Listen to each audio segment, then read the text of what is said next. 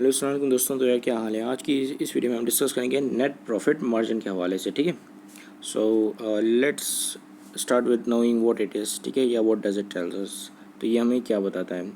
So it indicates the return on sales. ठीक है, यानी कि आपने अपनी सेल्स पे कितना प्रॉफिट कमाया, कितना रिटर्न है आपको अपनी सेल्स पे। ठीक है, which means how much profit did the company make from its sales after cutting the expenses। ठीक है, आपको जैसे पता है कि इनकम स्टेटमेंट में हम क्या करते हैं कि पहले नेट सेल्स रिकॉर्ड करते हैं। ठीक है, फिर उसके बाद हमारे एक्सपेंसेस आते हैं, उसके बाद जो है हमारी नेट प्रॉफिट आता है। तो ये बता देता है कि हमारी सेल्स हमारा जो प्रॉफिट एक्चुअली कितना हुआ। ठीक है, कितना परसेंटेज हमारी सेल्स का प्रॉफिट हुआ आफ्टर कटिंग द एक्सपेंसेस, कितना प्रॉफिट जो है कंपनी ने बनाया। ठीक है, अपनी सेल से एक्चुअल में जो कंपनी के पास हाथ में आया प्रॉफिट। ठीक है, क्योंकि ऑब्वियसली कंपनी जो है पहले अपने एक्सपेंसेस नेट सेल से निकालेगी। ठीक है, क्योंकि नेट सेल्स के बाद हमारे पास कॉस्ट ऑफ गुड्स सोल्ड आता है, कॉस्ट ऑफ गुड्स सोल्ड के बाद हमारे पास ग्रॉस प्रॉफिट आता है।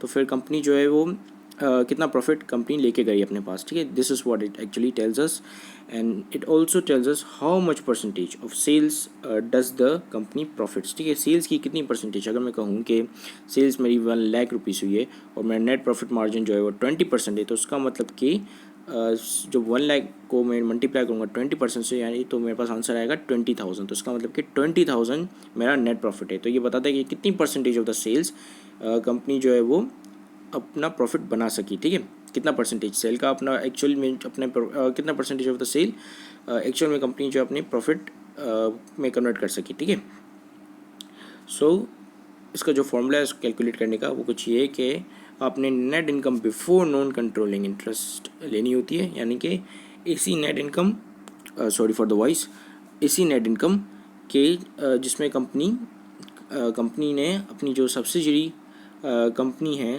उस नॉन कंट्रोलिंग इंटरेस्ट, यानी कि जो एक कंपनी ने, ठीक है, एक कंपनी और वो पेरेंट कंपनी है, उसने एक दूसरी बिजनेस में इन्वेस्टमेंट किया है। जो दूसरी बिजनेस में इन्वेस्टमेंट किया है तो वो उस बिजनेस का सब्सिडरी कंपनी हो जाएगा। ठीक है, यानी कि 50% से अगर अबव इन्वेस्टमेंट किया है तो ठीक है ऑब्वियसली।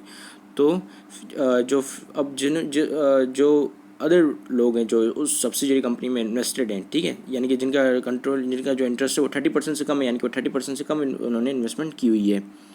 ठीक है, तो हमने ऐसी इनकम उठानी है कि जिसमें हमने उनकी नॉन कंट्रोलिंग इंटरेस्ट वालों की इनकम को शुमार नहीं करना। ठीक है, जो उनको इनकम हुई वो हमने उनका अफेक्ट ख़त्म कर देना है। ठीक है, फिर वो आता है इक्विटी इनकम, यानी कि हमारी सब्सिडरी कंपनी की इनकम।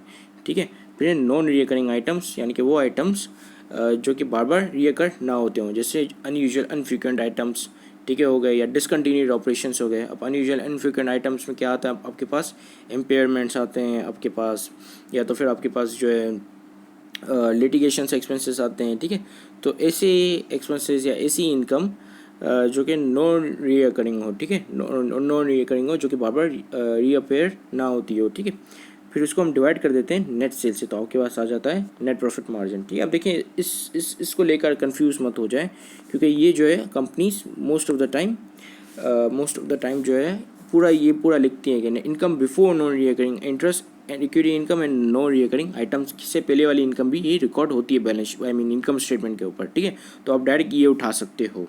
ठीक है, आपको कोई भी चीज़ को एडजस्ट करने की ज़रूरत नहीं पड़ेगी। ठीक है, कोई भी एडजस्टमेंट करने की ज़रूरत नहीं पड़ेगी, आप डायरेक्ट आपको ये चीज़ मिल जाएगी। तो इस चीज़ के ऊपर कंफ्यूज मत हो। ठीक है, अगर मैं इसको बिल्कुल सिंपल करके लिखूँ तो ये नेट इनकम ऊपर आएगी, इनकम को डिवाइड करो नेट सेल से, तो आपके पास नेट प्रॉफिट मार्जिन आ जाएगा इन शॉर्ट एंड सिंपल। ठीक है, लेकिन हमने इसको जो है थोड़ा सा जो है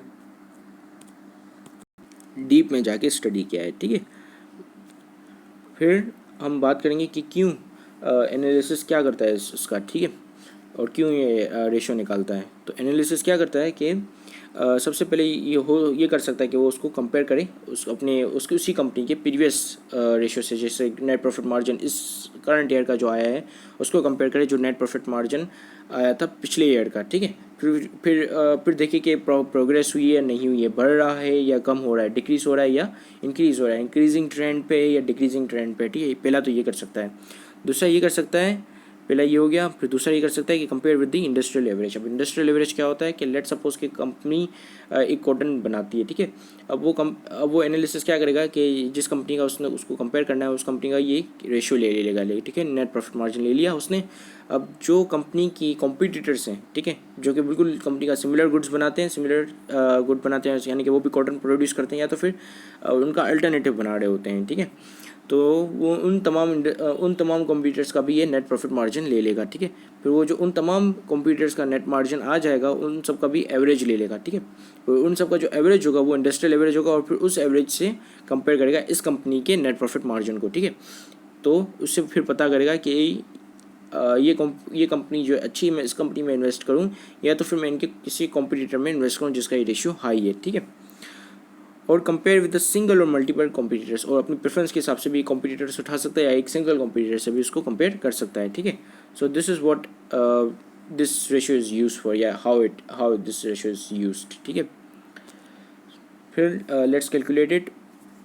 सो अब आपके पास यहाँ पे नेट इनकम है 70,000, लेकिन इक्विटी इनकम है 9,000, and then you have your litigation expense, ठीक है। लिटिगेशन एक्सपेंस क्या है? This is the unusual infrequent item, ठीक है, मतलब ऐसा आइटम जो कि मतलब जो बार बार रीअकर नहीं होता इनकम स्टेटमेंट में, नॉन रीअकरिंग आइटम है, ठीक है।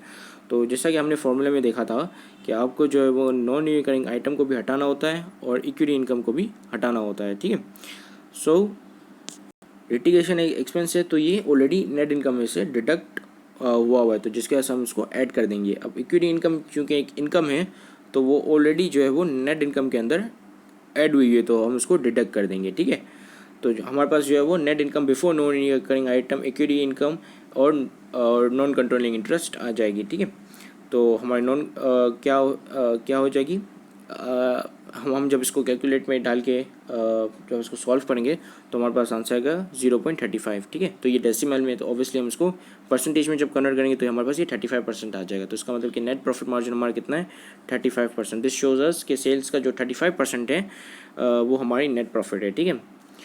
सो अब हम इसको कंपेयर करते हैं हमारी इंडस्ट्रियल एवरेज से, ठीक है। तो एक कंपनी है जिसको हम कहते हैं ABC लिमिटेड, ठीक है, उसने उसका नेट प्रॉफिट मार्जिन आया 28%, ठीक है, जबकि इंडस्ट्रियल एवरेज चल रहा है 30%। तो इसका मतलब कि ये कंपनी जो है अपने इंडस्ट्रियल एवरेज से कम प्रॉफिट कमा रही है, ठीक है, अपनी सेल्स को कम प्रॉफिट में कन्वर्ट कर पा रही है as compare to their competitors, ठीक है।